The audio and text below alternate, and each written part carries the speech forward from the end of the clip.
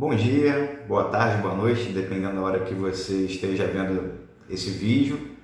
A gente está aqui hoje para dar continuidade ao estudo do livro de Jeremias. A gente tem visto esse livro decorrer desse ano, a gente tem estudado, tem se aprofundado e hoje a gente vai fechar a série, se a gente pode colocar assim, sobre os grandes sermões que o profeta nos deixou, tá? Eu vou pegar aqui a cola para não esquecer de nenhum, mas foram 4 que a gente estudou, incluindo esse de hoje, tá? O primeiro foi o sermão do templo, no templo, o segundo a parábola do olheiro, a terceira a botija quebrada e hoje a gente vai estudar o cinto de linho. O nosso objetivo aqui sempre é trazer aquilo que a palavra quer ensinar, aquilo que Deus, a gente tenta buscar o mais próximo possível daquilo que Deus deixou no coração lá do profeta. A gente entende as dificuldades da gente conseguir, são milênios de diferença, a gente tenta ser o mais fiel possível à palavra e o nosso objetivo é trazer isso, aquilo que Deus deu para o profeta, deixou no coração do profeta há milênios e milênios atrás, a gente tenta aplicar para a gente hoje e aprender um pouco mais de Deus. Vamos orar para iniciar a nossa aula. Deus, a gente agradece e pede que o Senhor nos dê o discernimento, nos dê a sabedoria. A gente ora para que o Senhor, como eu disse aqui no início, fale conosco hoje da mesma forma que o Senhor falou com o profeta naquela época. A gente busca aqui não alterar, deturpar, não fazer nada, nenhuma interpretação que venha a mudar aquilo que o Senhor deixou escrito na sua palavra. Nosso objetivo aqui é só repassar a sua palavra e aprender um pouco mais com ela. Com essa oração que a gente pede misericórdia, que a gente pede sabedoria, para que a aula de hoje seja proveitosa para todo mundo. Em nome de Jesus, amém. Bom, fazendo um grande resumo desde o início da revista até agora, a gente viu que o profeta Jeremias recebeu uma missão bem complicada, né? Ele inicia seu ministério muito jovem ainda, com uma expectativa boa, porque o rei que ele se encontrou quando Deus o chamou era o rei Josias, um rei que tinha uma característica reformista para o lado bom, né? Reformista para voltar o povo ao verdadeiro Deus, voltar à lei de Moisés. Mas a gente vê que o reinado de rei Josias dura muito pouco e os reis que o sucedem, principalmente, né, que foram os reis que o antecederam, não deram continuidade. Os reis que o antecederam não deram bola para Deus, eles ignoraram a lei de Moisés, eles ignoraram o Deus de Israel, buscando outros ídolos, falsos ídolos, e os reis que o sucederam, que vieram depois dele, também não deram continuidade àquilo que Deus queria, aquilo que Deus tinha no coração com o povo de Israel.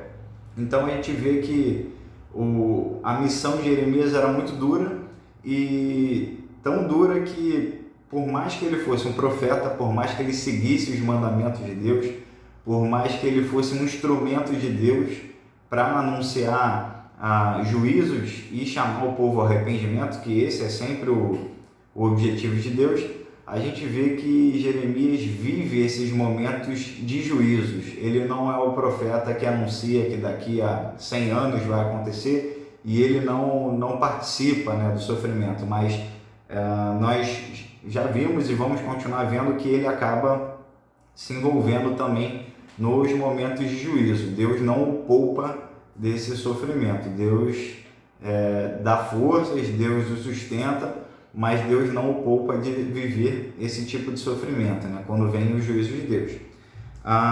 Hoje o nosso texto base é Jeremias 13, eu vou ler Jeremias 13, do 1 até o 11, mas a gente vai acabar vendo um ou outro versículo além desse, só para contextualizar e tentar atingir o objetivo aqui da revista, tá? Vamos abrir. Hoje eu não vou conseguir colocar imagem, então vou dar um tempinho para você abrir em Jeremias capítulo 13 e a gente vai ler do 1 até o 11, tá? A minha versão aqui é Almeida 21, como nas outras aulas. Vamos lá. Assim me disse o Senhor: vai, compra para ti um cinto de linho e põe na tua cintura, mas não o ponhas na água. Aí Jeremias diz: comprei o cinto conforme a palavra do Senhor e o pus na minha cintura. Então me veio a palavra do Senhor pela segunda vez: toma o cinto que compraste e que carregas na tua cintura.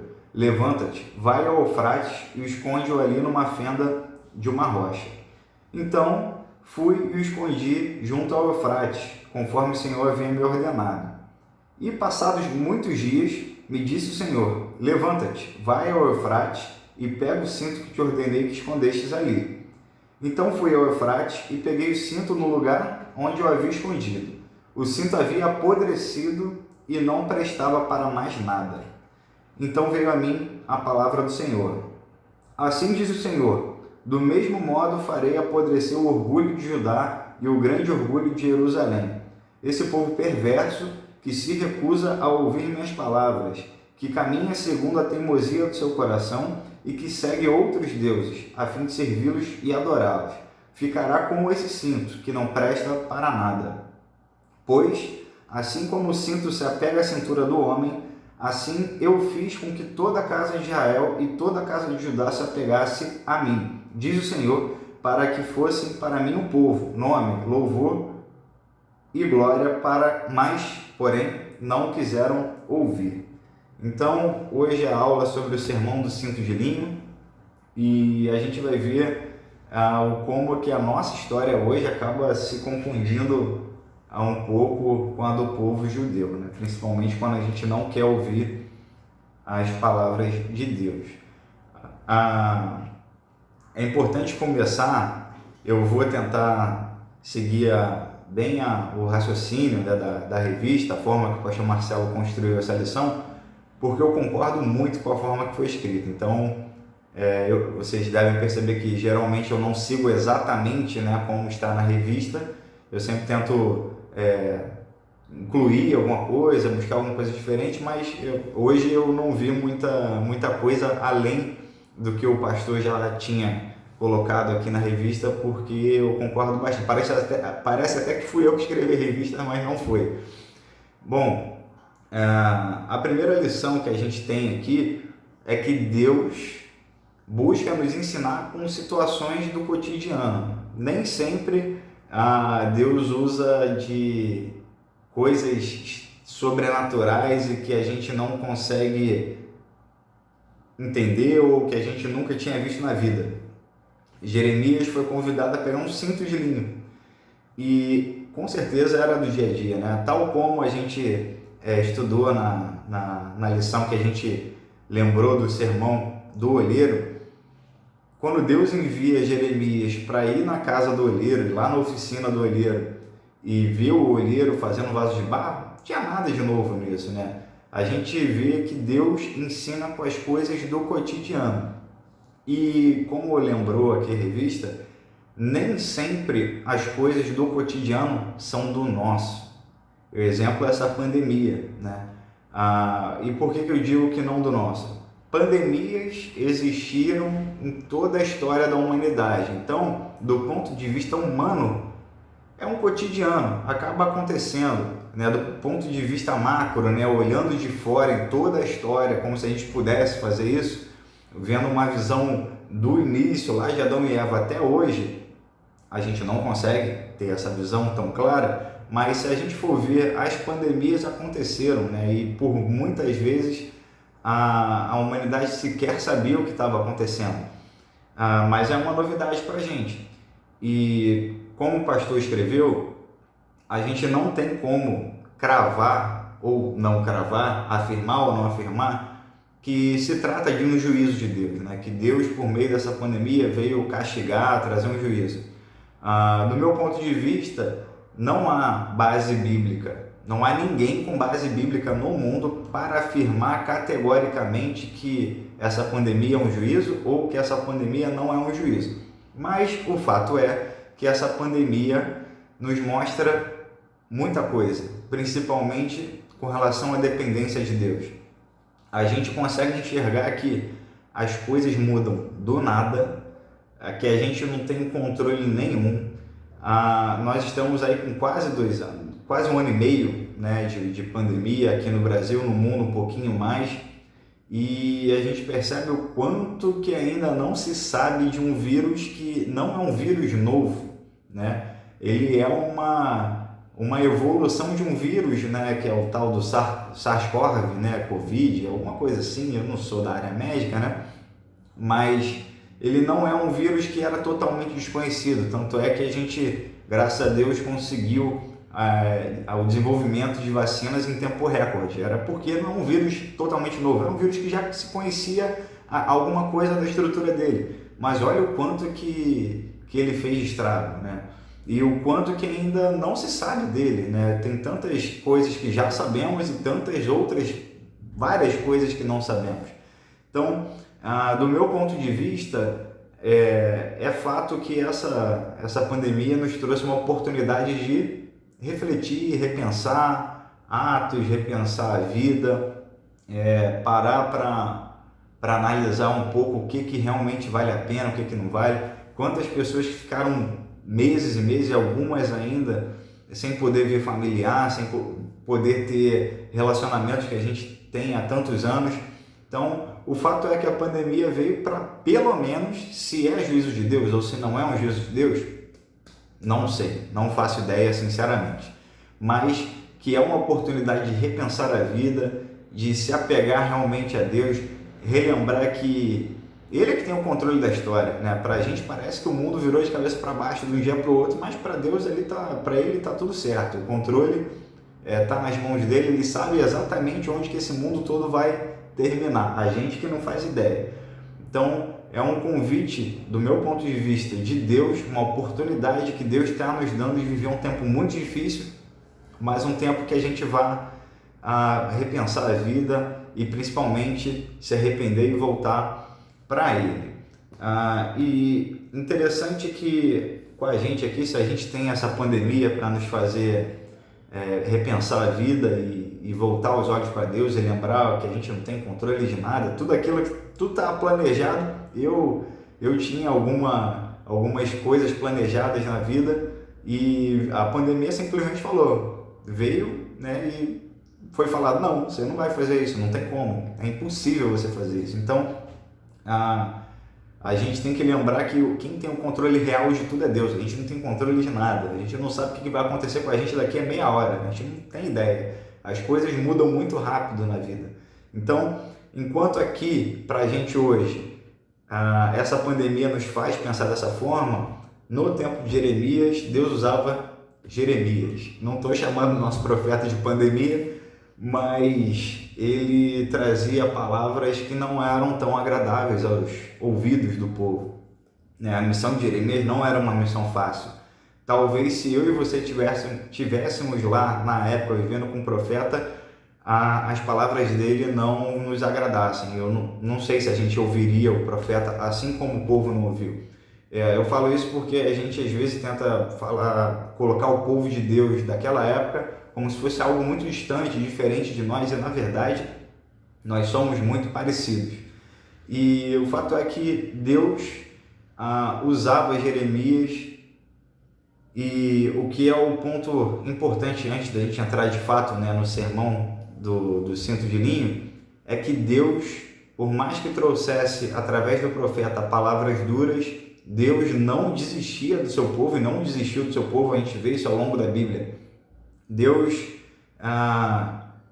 por mais que seja onipotente, onipresente, onisciente, seja um Deus todo-poderoso, seja um Deus com controle total de tudo, Ele não desiste. Ele usava o profeta dia após dia para que o profeta alertasse o povo. Deus não estava naquela visão que alguns têm, que Deus larga, né, de mão o mundo, fala assim, caramba, não tem mais jeito, eles que se virem para lá, eles que sigam o seu caminho de perdição. contrário, Deus fala assim, olha, se vocês continuarem seguindo nesse caminho, adorando outros ídolos, fazendo falsos deuses, seguindo outros povos, se vocês fizerem isso, vocês vão se dar mal, mas ainda tem tempo, ainda há tempo, até o seu último respiro, até o seu último suspiro, há tempo de você se arrepender e voltar para o verdadeiro evangelho, para o verdadeiro Deus, para o verdadeiro caminho que tem preparado para a gente.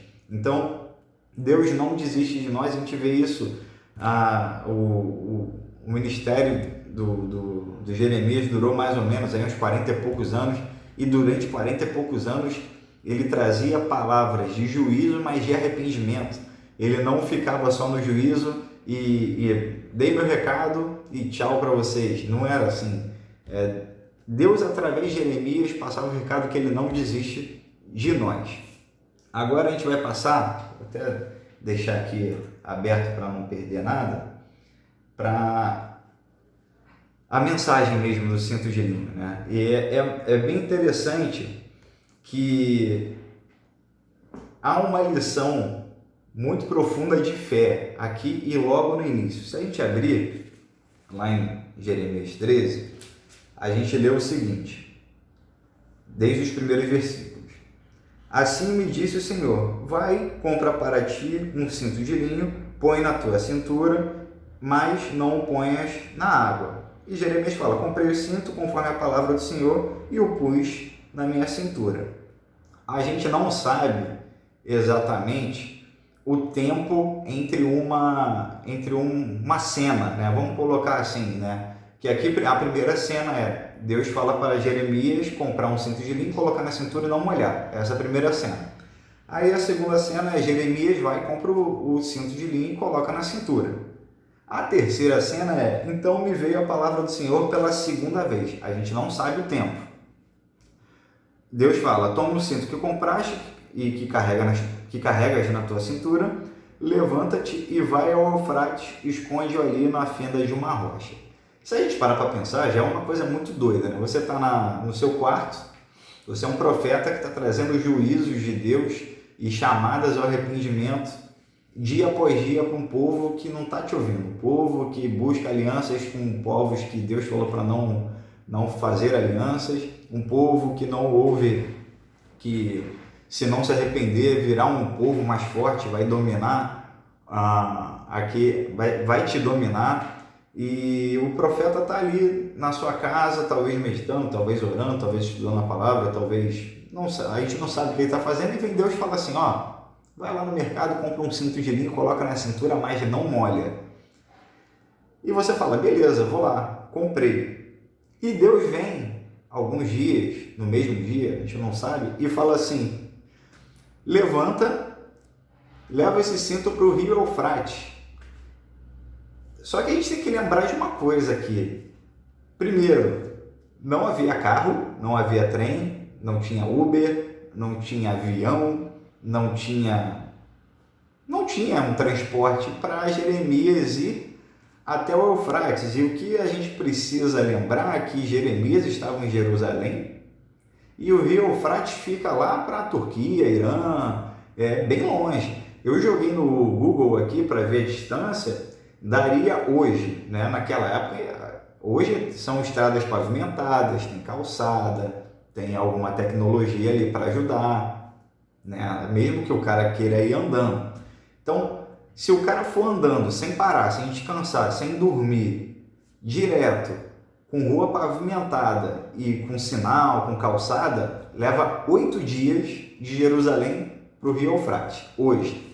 Naquela época, como não tinha isso, e obviamente o profeta tinha que parar, tinha que dormir, tinha que descansar, era uma caminhada extremamente difícil, e a gente não sabe qual o ponto do rio que Deus falou para ele esconder o cinto, ele deve ter andado aí umas 2 semanas ou mais, se bobear um mês, né? Então, e sem saber direito o que era para fazer, né? Deus não deu o endereço, você vai na fenda número 13, coloca lá o cinto e por isso vai acontecer alguma coisa. Deus só falou, compra o cinto, o profeta ouviu, comprou o cinto e Deus falou, vai lá para o Eufrates, anda aí quase um mês, tendo dificuldade da viagem, né, da caminhada, e coloca o cinto na fenda. E é interessante que, pela narrativa, assim que o Jeremias colocou lá o cinto na fenda, Deus veio e falou: é isso que eu queria te ensinar. Não, pela narrativa dá a entender que Jeremias voltou para Jerusalém, porque a gente continua lendo e no versículo 6 está escrito assim: e passados muitos dias, me diz o Senhor, levanta-te, vai ao Eufrates, pega o cinto que eu te ordenei que escondestes ali. Ou seja, pela narrativa aqui dá a entender que Jeremias tinha voltado para Jerusalém. Passaram-se muitos dias e eu dei uma pesquisada. Muitos dias aqui, né, nessa época poderiam ser meses, poderiam ser anos, a gente não sabe. A gente sabe que foi o tempo suficiente para esse cinto se estragar. Mas Jeremias não parou, pelo menos pela narrativa aqui, e ficou pensando: meu Deus, será que é para ir mesmo? Deus me falou que é para ir, eu vou separar um tempo de oração aqui para confirmar. Não, Deus falou, vai lá, compra o cinto, leva esse cinto para longe pra caramba, bota no meio de uma pedra no rio e volta para casa e espera. Eu quero te ensinar alguma coisa, mas o tempo de Deus de ensino não é igual ao nosso. A gente não sabe quantos anos que Jeremias, ou quantos meses que Jeremias ficou sem saber o porquê que Deus tinha mandado ele lá no Eufrates. E a gente não vê aqui o profeta falando: e durante esse período eu fiquei muito angustiado, pois não sabia o que Deus queria para mim. A gente não vê. E é interessante, eu vi um outro pastor comentando sobre esse episódio. Talvez se fôssemos nós hoje, e conhecendo a nossa realidade, como as coisas acontecem, talvez a gente tivesse escrito um livro gigantesco só da nossa viagem de ida aqui, que a gente ficaria um mês andando, as dificuldades no caminho, como que passei fome, onde que eu dormi. Aí talvez não fosse um livro, né? Fosse um podcast, fosse um vídeo tentando... E Jeremias resume esse tempo todo, que deve ter sido anos, em 6 versículos. Será que a gente teria essa humildade, né? Que ele poderia ter escrito aqui diversos detalhes que com certeza ele passou, inclusive de experiências que ele teve com Deus. Mas Jeremias entendeu que o recado que ele tinha que passar, inclusive para nós, não merecia ou não deveria ter tantos detalhes, além de entender que a gente deve obedecer, por mais que a gente não entenda. Ele só foi entender o que aquilo representava anos. Eu acredito que anos, mas vou colocar meses para também não ficar muito... Meses depois, Deus manda ele voltar, fala para ele levantar de onde ele estava, ele volta lá, faz a viagem novamente, encontra lá o cinto. E como é que está o cinto? Totalmente podre. E Deus explica para ele que esse cinto, na verdade, simbolizava o povo de Judá, o povo de Jerusalém, que tinha um orgulho, era um cinto de linho, tão bonito, que representava algo tão nobre, tinha um orgulho. E, na verdade, passado-se um tempo escondido, passado-se um tempo não prestando o seu propósito, era algo que não servia mais para nada. E era isso que o povo de Judá e o povo de Jerusalém se tornaria quando a Babilônia viesse e fizesse o cerco, né? O cinto de linho meio que representa o cerco que Israel sofreria com a Babilônia e o quanto que seria reduzido a nada, né? O orgulho de Israel, toda a história de Israel até então construída, não serviria para nada no momento que a Babilônia estivesse lá destruindo tudo. E é interessante algumas palavras que Deus traz aqui para a gente. Eu não li, tá? É um pouco mais à frente, ainda em Jeremias 13, não vou sair do capítulo, tá? Lá a partir do 15. Deus diz assim, na verdade Jeremias diz assim, né? Escutai e prestai atenção, não sejais arrogantes, porque o Senhor falou. Dai glória ao Senhor vosso Deus, antes que venha a escuridão e antes que vossos pés tropecem nos montes escuros, antes que, esperando vós luz, ele a transforme em densas trevas e a reduza à profunda escuridão.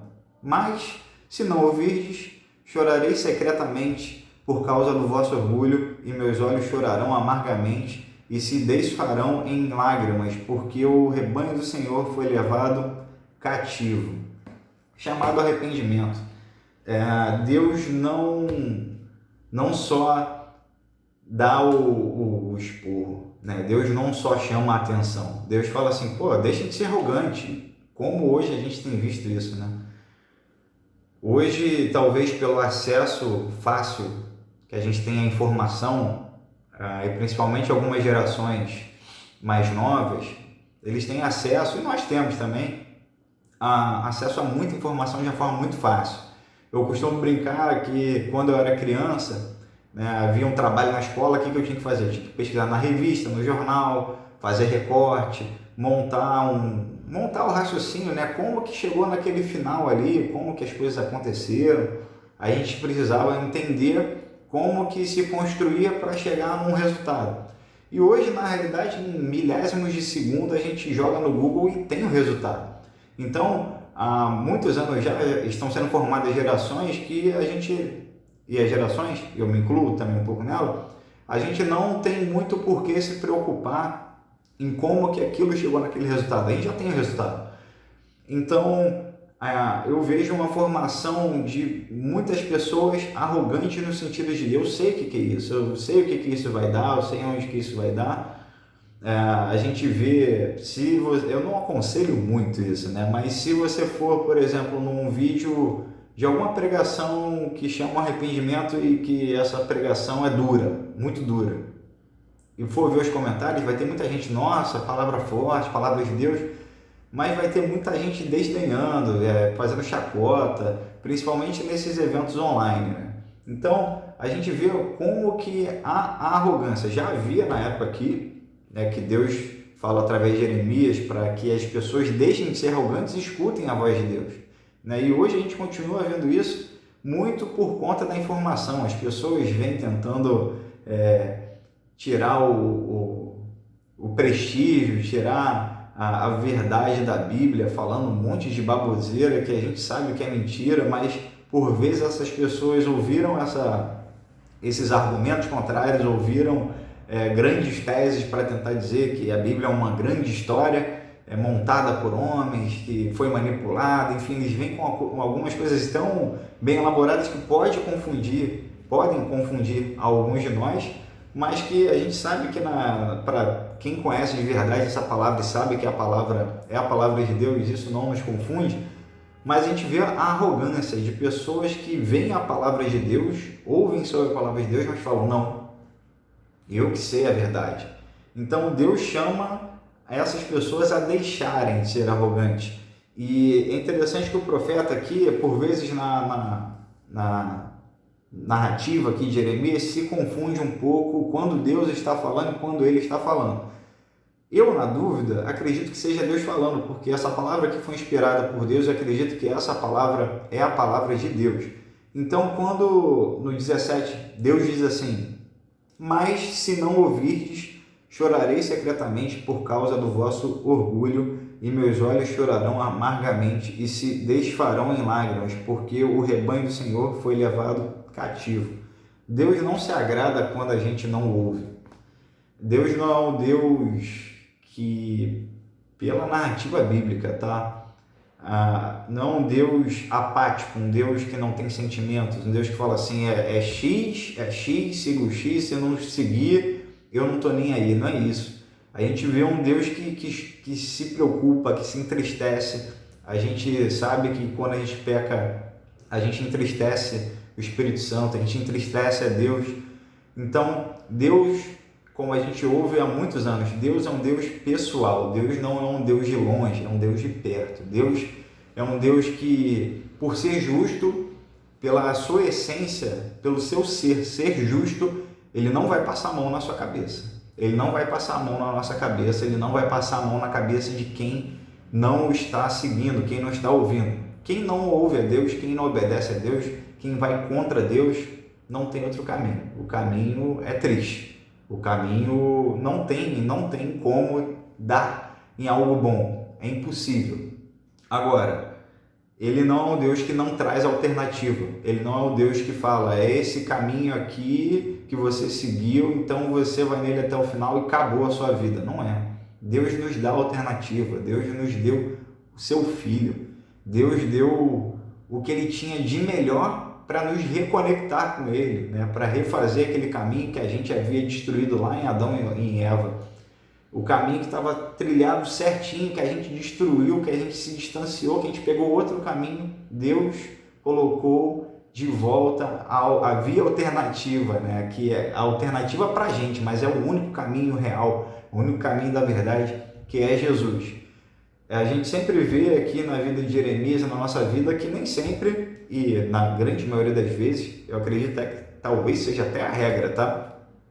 Uma vida de luta, uma vida que os problemas, as dores da vida vão nos cercar, as dores da vida vão estar pela gente, mas que essa vida de dores humana aqui, seguindo os propósitos de Deus, é nada perto da eternidade, perto daquilo que a gente vai ter de recompensa celestial, aquela paz que a gente almeja tanto, aquele tempo que a nossa única preocupação, se a gente pode chamar de preocupação, vai ser louvar a Deus, viver com os nossos irmãos, naquele plano perfeito que Deus tem para a gente e que a gente estragou lá no início, mas que Ele reconstruiu e resolveu. Então, Deus é um Deus que traz juízos. A gente vê aqui na história de Israel, a gente vê na nossa história, a gente vê na história dos nossos amigos, que Deus não é um Deus que passa pano, né? Se a gente for trazer para a nossa linguagem que a gente tem hoje, Deus não passa pano, Deus é um Deus justo, mas não é um Deus justo e sem amor, né? Como aquele juiz que não está nem aí para o que fim vai tomar. Deus está preocupado em trazer para a gente a salvação, o arrependimento, e é essa tônica que a gente tem visto até hoje aqui na história de Jeremias, e é isso que eu queria trazer para a gente aqui. Ainda há esperança, ainda há tempo de arrependimento, vai vir pandemia, vão vir dificuldades, a pandemia vai embora, as dificuldades vão embora, mas sempre, sempre, sempre teremos a oportunidade de nos arrepender e seguir o caminho que Deus tem preparado para a gente. Deus te abençoe.